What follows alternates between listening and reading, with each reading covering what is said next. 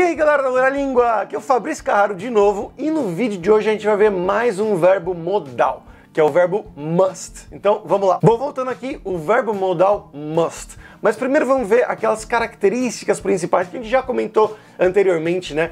As características de verbos modais. Inclusive, tem um artigo muito bom no blog da Lura-Língua sobre todos os verbos modais. Só entrar lá, digitar Lura-Língua, verbos modais, que vai explicar todos, tintim por tintim.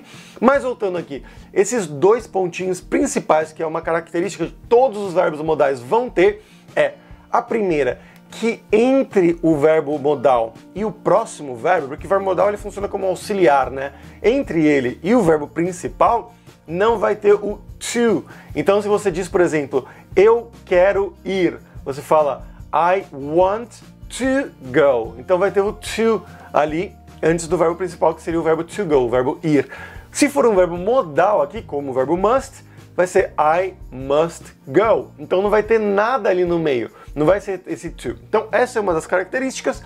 E a outra é que para fazer perguntas com verbos modais, você não vai usar o do como auxiliar, você simplesmente inverte o sujeito com o verbo modal. Então você vai falar a afirmação I must go.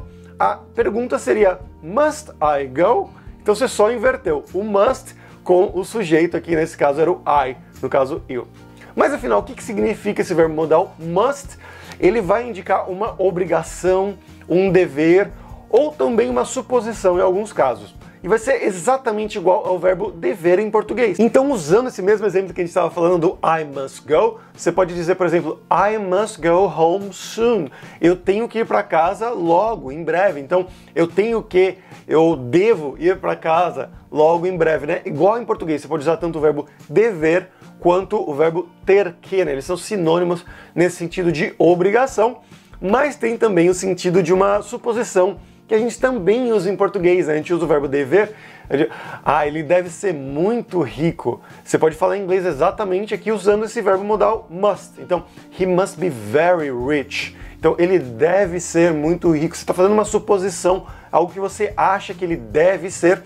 Então, nesse caso, a gente vai usar exatamente a mesma tradução. O must em inglês, que seria o dever do português, né? Ele deve ser, ela deve ser e assim por diante. E tem uma característica, tem um pontinho, uma peculiaridade aqui, que não ocorre para outros verbos modais, não para todos, que é que esse must aqui, ele não tem uma forma do passado, que geralmente a gente já viu, né? O can no passado seria could, que aí poderia ser, né? Eu posso, eu podia, que seria no passado, e outros também vão ter essa forma no passado, mas o must, ele não tem uma forma no passado. Então sempre que você quiser expressar essa ideia de uma obrigação no passado, né? Então eu tinha que, eu tive que, eu devia, alguma coisa nesse sentido, você vai ter que usar o have to, que é o sinônimo, né? Então must, have to, é igual em português, dever, ter que. É uma tradução praticamente, palavra por palavra, praticamente igual, vai funcionar igual.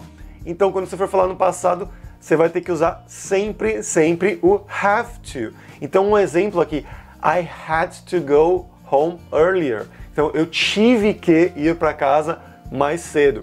Então no presente você poderia dizer tanto I have to go home soon ou I have to go home early tonight. Eu tenho que ir para casa cedo hoje, mas você também pode usar o must. I must go home soon ou I must go home early tonight.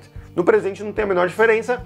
O must é um pouquinho mais formal, na fala seria mais comum o have to, mas no passado você não vai poder usar de jeito nenhum o must, porque não tem uma forma no passado, você vai ter que ser obrigado a usar o have to, e aí conjugado, claro, na forma do passado. Então, I had to go home earlier. Eu tive que ir para casa mais cedo. Ou também na forma negativa, né? Que aí a gente vai usar o do como auxiliar no passado, então seria o did.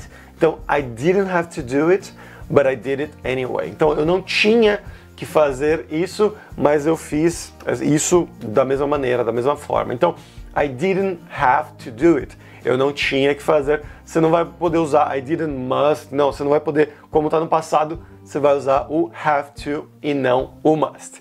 Então por hoje é isso, galera. Espero que vocês tenham entendido. Qualquer dúvida, sempre deixe aqui nos comentários, dê um like, joinha, se inscreva no canal. E por hoje é isso. Tchau, tchau. Abraço.